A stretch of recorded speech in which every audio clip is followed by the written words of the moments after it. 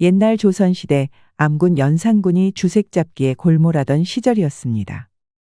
왕인 연산군이 나랏일을 돌보지 않으니 그 밑에 탐관오리들도 덩달아 백성을 심하게 괴롭히고 있었지요.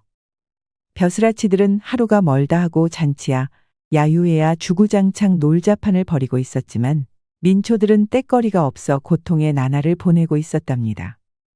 그 무렵 한양 도성에는 선양이라는 젊고 어여쁜 과부가 살았더랬습니다. 선양이는 혼이 난 지 얼마 되지 않아 서방을 잃고 약관 21살의 과부가 되고 말았는데요. 그래도 밤낮 없이 길쌈을 해 배를 짜서 그걸로 홀어머니를 부양하며 살고 있었답니다. 그러던 어느 날 하루는 잘 알고 지내는 옆집의 팽덕이 엄마가 선양이를 찾았습니다.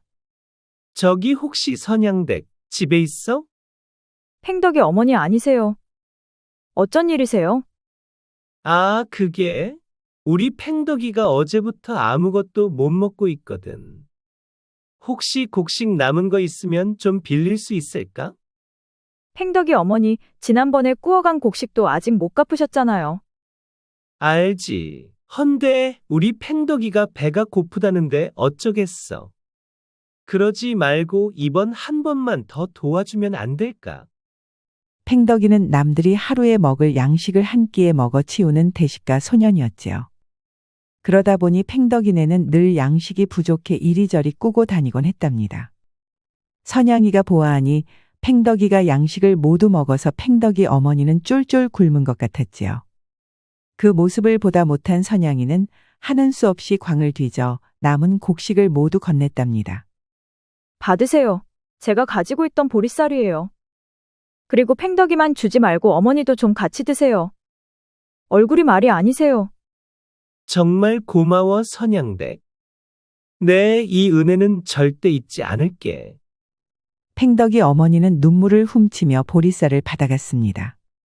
얼마 지나지 않아 팽덕이네 집에선 죽 끓이는 연기가 피어올랐지요. 선양이는 무럭무럭 솟는 연기를 보고 나서야 마음이 한결 편해졌답니다. 아무렴 선양이 과부는 자기는 굶어도 주변 사람들을 돕는 착한 마음씨를 가지고 있었지요. 며칠이 지난 후였습니다. 하루는 팽덕이네 집 앞에 사람들이 모여 웅성거리는 것이 아니겠습니까? 기이하게 생각한 선양이도 팽덕이네 집 앞으로 가보았지요. 그런데 이게 무슨 일이랍니까? 아니 글쎄 팽덕이네가 빚을 견디다 못해 야반도주를 했다는 것이었지요. 아니 글쎄, 팽덕 어머니가 주변에 꾼 곡식이 10섬은 된다는 게야. 이 동네 곡식을 죄다 긁어갔구먼. 아니 그 곡식을 다 무엇에 썼길래? 그 팽덕이 있잖아. 걔가 하루에 쌀 한 마를 먹어치웠다나. 그 녀석 먹이느라 아주 동네 곡식을 거덜냈구만. 그렇게 곡식을 빌려가 놓고 도망을 쳐. 이거 어쩌면 좋아. 선양은 너무 놀라 그 자리에 주저앉고 말았습니다. 아니 야반도주라니요. 그간 빌려준 곡식이 얼만데 그걸 하나도 못 받게 생긴 것이었습니다. 선양은 주저앉아 눈물만 줄줄 흘렸습니다. 가난하지만 열심히 이웃을 도와준 죄밖에 없는데 말입니다. 실컷 울고 난 선양은 하는 수 없이 집으로 터덜터덜 돌아왔지요. 집에는 아픈 시어머니가 있었는데요. 밖에서 며느리가 우는 소리가 들리니 무슨 일인가 싶어서 고개를 내밀었습니다. 아니 얘야. 무슨 일이길래 그렇게 서럽게 우는 게야. 그게. 한참을 망설이던 선양은 곡식을 빌려간 팽덕이네가 야반도주를 했다고 말했지요. 그 바람에 빌려준 곡식을 받을 길이 없어졌다는 것도 함께요. 한참을 듣던 시어머니는 선양을 꼭 안아주었답니다. 그러면서 너처럼 착한 아이에게 이게 무슨 불행이냐며 함께 슬퍼했지요. 아이고, 우리 선양이가 불쌍해서 어쩌노. 아들이 죽고 나서도 여전히 며느리의 도리를 다하는 착한 선양이한테 하늘도 무심하시지. 시어머니는 착한 선양이가 불쌍해서 함께 울었답니다. 시어머니가 같이 울고 나니 선양이는 어느 정도 마음이 개운해졌습니다. 그러자 여기서 이렇게 울고만 있을 수 없다는 생각이 들었지요. 아무렴요. 늙으신 시어머니를 봉양해야 하는데 여기서 퍼질러 앉아 울고만 있을 수 없었지요. 그리하여 선양이는 다시 한번 마음을 다잡고 열심히 배틀을 돌리며 길쌈을 했답니다. 그렇게 선양이는 며칠 동안 짤 배를 하룻밤 만에 다 짜낸 것이 아니겠습니까? 이 배를 장에 내다 팔면 텅 빈 쌀독을 다시 채울 수 있을 터였습니다. 그런데 누가 문을 두드리는 것이 아니겠습니까? 이보시오, 선양댁. 빌려간 돈은 언제 갚을 거요? 조금만 기다려주시면 꼭 다 갚겠습니다. 아니, 언제까지 그렇게 기다리라고만 하는 게요? 이자가 자꾸 드는데 감당이 되겠소? 빌려주신 돈은 배틀을 사느라 다 써버렸습니다. 이제 배를 짜면 내년까지는 다 갚을 수 있을 것 같습니다. 에이, 그러지 말고 그냥 확 나한테 시집을 오시오. 그러면 내가 그까짓 빚 없는 셈 치겠소이다. 그건 아니될 말입니다. 저는 수절한 몸입니다. 그런 말씀은 하지도 마십시오. 에이, 무슨 고집을 그리 피우나. 일단 알겠소. 다음에 다시 오겠소이다. 마을에서 제일 가는 부자 박영감이었지요. 박영감은 어머니 약값에 배틀 사는 값을 치르느라 돈을 빌린 것을 구실 삼아 자꾸만 선양이를 압박해 오는 것이었지요. 사실 박영감은 어여쁜 선양이의 미색을 탐내 매번 구애를 해오는 것이었습니다. 허나 선양이는 박영감과 혼인할 생각이 추호도 없었습니다. 아무렴 돈 가지고 사람을 괴롭히는 박영감에게 어찌 시집을 가겠습니까? 혼자 살고 말죠. 그래서 선양은 아무리 힘들어도 결단코 박영감과의 혼인을 한사코 거절하고 있었습니다. 그러던 어느 날이었습니다. 선양은 길쌈한 배를 장에 나가 팔고 돌아오고 있었지요. 그런데 길가에 웬 남노한 청년이 쓰러져 있는 게 아니겠습니까? 허나 지나가는 행인들은 청년을 거들떠 보지 않는 것이었지요. 보다 못한 선양은 청년을 일으켜 세웠습니다. 아니, 청년. 여기서 이러고 있으면 큰일 납니다. 3월 찬바람이 얼마나 매서운지 모르는구려. 허나 청년은 기력이 없는지 대답도 제대로 못했지요. 하는 수 없이 선양은 청년을 부축해 집으로 데려왔습니다. 그리고는 배를 팔아 마련한 곡식으로 죽을 끓여주었지요. 한참 만에야 기력을 차린 청년은 선양에게 큰 절을 했습니다. 죄를 넘다 도적을 만나 가진 것을 모두 잃어버리고 말았지요. 그렇게 마을에 왔더니 아무도 도와주는 이가 없더군요. 정말이지 까딱하면 굶어 죽을 뻔했습니다. 정신을 차려서 정말 다행입니다. 이 은혜를 어찌 갚아야 할지 모르겠군요. 은혜라고 할 게 있나요? 앞으로는 부디 조심히 가십시오. 청년은 거듭 선양에게 감사 인사를 하고는 떠나갔습니다. 그렇게 또다시 곡식을 써버린 선양은 쫄쫄 굶으면서 배를 짰지요. 간신히 배를 다 짠 선양은 이번에야말로 곡식을 좀 모을 요량으로 문을 나섰습니다. 그런데 너무 배를 골문 탓일까요? 문지방을 넘는데 머리가 핑 돌기 시작하더니 눈앞에 땅바닥이 가까워 오는 것이었습니다. 선양은 그대로 쓰러져 의식을 잃고 말았답니다. 한참 만에야 정신을 차린 선양은 자기가 자리에 누워있는 것을 발견했답니다. 옆에는 마을 의원과 지난번에 구해준 그 청년이 있었지요. 갓을 쓰고 도포를 차려 입은 청년은 무척이나 준수하고 귀티가 흘렀지요. 청년의 말이 마침내 은혜를 갚을 수 있게 되어 선양을 찾았는데 문 앞에 쓰러져 있는 것을 발견했다는 것이었습니다. 그래서 화들짝 놀라 의원을 불러 치료를 했다는 것이었지요. 아픈 데는 없구려. 그저 못 먹어서 기력이 쇠한 것이오. 잘 먹고 며칠 쉬면 나을 테니 그리하시오. 선양을 진찰한 의원이 돌아가자 청년은 손수 미음을 끓여 선양에게 떠먹여 주었습니다.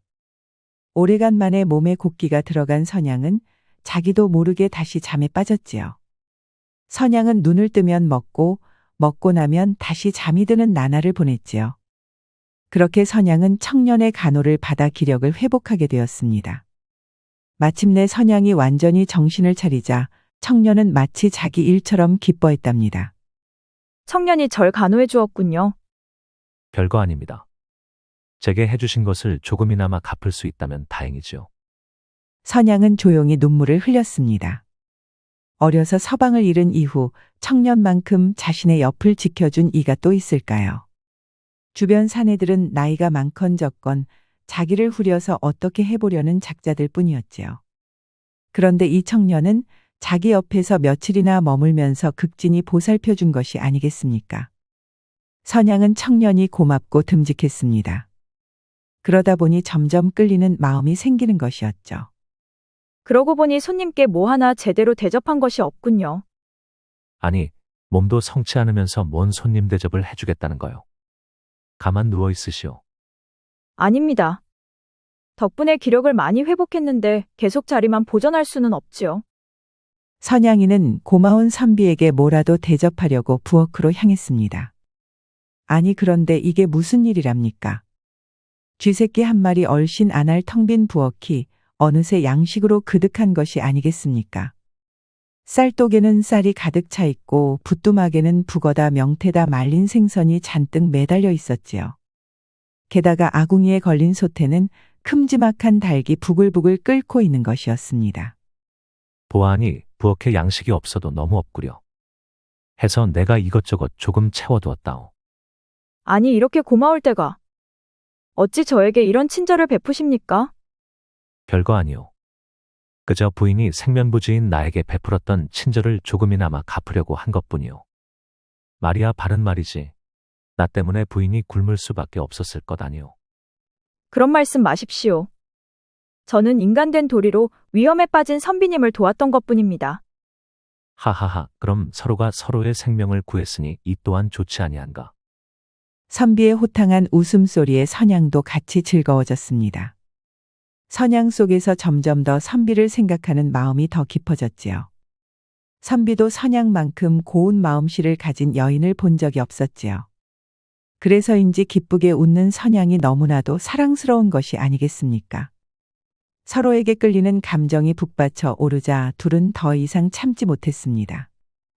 둘은 서로를 뜨겁게 얼싸안고는 그대로 안방으로 향했지요. 끓어오르는 감정을 더 이상 숨길 수 없었습니다. 마침내 태어날 때와 똑같은 모습이 된 연인들은 밤새도록 열정을 부딪혔습니다. 그렇게 사랑을 확인한 두 사람은 팔베개를 하고 기분 좋게 잠들었답니다. 그런데 이게 무슨 일이랍니까? 선양을 호시탐탐 노리던 박영감이 마침 두 사람의 열정을 목격하고 말았던 것이지요. 오늘도 선양에게 빚을 받아내겠다며 찾아온 박영감은 허락도 없이 집 안으로 쑥 들어온 것이 아니겠습니까? 그러다 선양의 집에 선비가 벗어둔 집신을 보고야 말았던 것입니다. 아니 이게 도대체 무슨 짓거리야? 대낮부터 사내를 끌어들여서는. 노발대발한 박영감은 얼굴이 불그락 푸르락했지요. 사실 박영감은 빚으로 선양을 압박해서 어떻게 해볼 요량이었습니다. 그래서 자꾸만 빚을 지게 하려고 곡식과 돈을 빌려주고 있었던 것이지요. 그런데 어디서 나타난지 모를 젊은 놈팽이가 선양을 채가버렸으니 화가 안 날 수가 없었지요. 그리하여 박영감은 시근덕시근덕 화를 내면서 돌아가 버렸습니다. 허나 박영감의 분노는 거기서 끝난 것이 아니겠습니까? 화가 치민 박영감은 수하의 왈패들을 풀어서 선양을 납치하고 말았던 것이지요. 그리고는 선양을 데려다 자기 집광에 가두어 버렸던 것이지요. 선양은 갑자기 나타난 왈패들에게 끌려가 광에 갇히고 말았지요. 이게 도대체 무슨 일인지 모른 선양은 무척이나 겁이 나고 당황스럽기만 했습니다. 아니 도대체 제가 뭘 잘못했길래 이러는 겁니까? 대낮에 부녀자를 납치하다뇨. 이게 다 선양이 내가 나에게 오지 않은 탓이야. 내가 저한테 지금까지 해준 게 얼만데 감히 내가 아닌 다른 남자를 집에 끌어들여. 아니 남의 집에 함부로 들어와서는 지금 무슨 소리를 하는 겁니까? 게다가 제가 꼭 박영감님께 가야 할 이유가 있나요? 응, 마음을 고쳐먹을 때까지 풀어주지 않을 테니 그리 알아라. 그렇게 선양은 광에 갇힌 채 가든 고초를 겪어야 했답니다. 박영감은 날이면 날마다 선양을 찾아와 자기와 혼인을 하라고 윽박질렀지요. 하지만 선양은 죽으면 죽었지 그렇게는 못한다고 딱 잘라 거절을 했습니다. 허나 그럴수록 선양에 대한 박영감의 욕망은 더욱 불타올랐지요. 한편 눈앞에서 갑자기 왈패들이 나타나 선양을 납치하는 것을 지켜본 선비는 정신이 나갈 지경이었습니다. 아니 도대체 이게 무슨 일이랍니까? 걱정이 된 청년은 백방으로 선양의 행방을 수소문했지요. 그러던 청년은 마침내 의원으로부터 마을 갑부 박영감이 계속해서 선양을 눈독 들이고 있었다는 사실을 듣게 되었답니다. 선양이 박영감을 거부하자 마침내 납치를 했다는 것을 말이지요. 거기다 한술 더 떠서 선양이 제때 빚을 갚지 못하면 그걸 구실로 강제로 혼약을 맺을 것이라는 것까지 듣고 말았지요. 더 참지 못한 청년은 마침내 박영감의 집을 찾아갔습니다. 아니, 이게 대관절 무슨 횡포입니까? 벌건 대낮에 부녀자를 끌고 가다니요. 흥, 이 과부는 내게 빚진 것이 많아 그리 되었소. 돈을 빌렸으면 갚아야 하는 게 아니겠소. 정 그렇게 구하고 싶다면 그 빚은 선비가 다 갚으면 되겠구려. 박영감은 선양이 진 빚을 5배나 부풀려서 100냥을 갚으라고 호통을 쳤답니다. 당연히 선비가 그 돈을 갚지 못할 것을 뻔히 알았으니까요. 헌데 선비는 그 자리에서 그 큰 돈을 턱하니 내놓는 것이 아니겠습니까? 자, 돈을 받았으면 이제 선양을 풀어주시오. 흥, 누구 마음대로. 이 돈은 내가 선양과 혼례를 치를 때 쓸 축의금으로 받겠소이다. 그리고는 왈패를 풀어 선비를 메고 후렵했지요. 돈을 내고도 복날 개맞듯이 얻어맞은 선비는 그대로 동구 밖으로 내쫓겼습니다. 흠씬 두들겨 맞은 선비는 아픔도 아픔이지만 선양을 구할 수 없다는 생각에 대성통곡을 했지요. 그렇게 선비가 엉엉 울고 있는데 누군가가 어깨에 손을 올리는 것이었습니다. 아니, 선비님은 대관절 무슨 일로 그렇게 서럽게 우세요? 사내 대장부가 아무리 슬퍼도 그렇게 울어서 쓰겠어요? 선비가 올려다보자 아니 이게 무슨 일이랍니까? 키가 8척은 될 거구에 소년이 내려다보고 있는 것이 아니겠습니까? 소년은 키도 컸지만 몸집도 씨름장사 저리가라고 할 만큼 컸지요. 너무 커서 도저히 소년으로 보이지 않을 지경이었으니까요. 덩치가 산만한 소년은 해에 웃으면서 해맑게 말을 걸어왔지요. 하도 놀랍고 황당해서 울음을 그친 청년은 그동안 벌어진 일을 모두 말했답니다. 재미있게 이야기를 듣고 있던 소년은 선양의 이름이 나오자 눈이 가늘어지는 것이었습니다. 그러다가 선양이 박영감 손에 붙잡혀 광에 갇히고 말았다는 소식까지 들었지요. 소년은 가슴을 탕탕 치며 벌떡 일어났습니다. 이제야 빚진 것을 갚겠구만요. 선양의 아주머니, 제가 가요. 팽덕이가 가요. 이 소년은 바로 그 대식가 소년인 팽덕이었습니다. 동네 곡식을 죄다 구워 먹고 사라졌던 바로 그 팽덕이네 팽덕이었던 것이지요. 팽덕이는 그 큰 덩치로는 믿을 수 없는 속도로 박영감 집으로 달려갔습니다. 그러더니 한 손으로 대문을 쳐서 그대로 부숴버리는 것이 아니겠습니까? 놀란 박영감네 왈패들이 달려왔지만 팽덕이는 코웃음을 치면서 모조리 한 손으로 집어던지는 것이었습니다. 팽덕이가 한번 손을 움직일 때마다 한 명씩 하늘을 날았지요. 그렇게 차 한 잔 마실 사이에 박영감 댁 왈패들은 모조리 널브러지고 말았답니다. 왈패를 모조리 쓰러지자 박영감은 하얗게 질리고 말았지요. 그러거나 말거나 팽덕이는 이제는 박영감까지 들어올려 저 멀리 집어던져 버렸습니다. 픽 날아간 박영감은 그만 광문의 등짝을 받고 허리가 부러지고 말았지요. 팽덕이는 광문을 잡아뜯어 선양을 구했습니다. 아니, 너는 팽덕이 아니냐? 내가 날 구해준 것이냐? 선양 아주머니, 무사해서 다행이구만요. 이제 아주머니한테 진 빚은 다 갚은 거예요. 헤헤, 저는 슬슬 배가 고파져서 광 안을 좀 뒤져야겠습니다. 그리고는 고개를 꾸벅 숙여 절을 하고는 그대로 광 안에 곡식까지 먹어치우는 것이었지요. 뒤따라온 청년은 선양과 눈물의 재회를 했습니다. 청년은 선양의 결박을 풀어주고는 얼싸안았지요. 두 사람의 눈에서는 하염없이 눈물이 흘렀지요. 혹시 선양이 또 쓰러진 것은 아닌지, 모진 고초를 겪는 것은 아닌지 가슴만 졸이던 청년은 마침내 선양과 재회하면서 참았던 눈물이 터진 것이었지요. 그렇게 박영감의 집을 빠져나온 선양은 청년을 따라 나섰습니다. 선양이 집으로 돌아오자 청년은 어딘가 떠날 채비를 하는 것이었습니다. 내 이번 일로 마음먹은 것이 있어. 꼭 다시 돌아올 테니 기다려 주시구려. 아니, 어딜 또 가시나요? 이번에는 금방 돌아올 것이오. 걱정 말고 몸조리나 하고 있으시오. 그렇게 청년은 훌쩍 사라져버린 것이었습니다. 선양은 청년을 떠나보내며 무척 마음이 아팠지만 이별을 담담하게 받아들였지요. 아무렴 앞날이 창창한 청년이 자기 같은 과부와 있어서 되겠습니까? 그저 청년이 사라진 방향을 지켜보며 조용히 눈물을 흘릴 따름이었습니다. 그렇게 하루가 가고 달포가 지나서 한 달이 되었지요.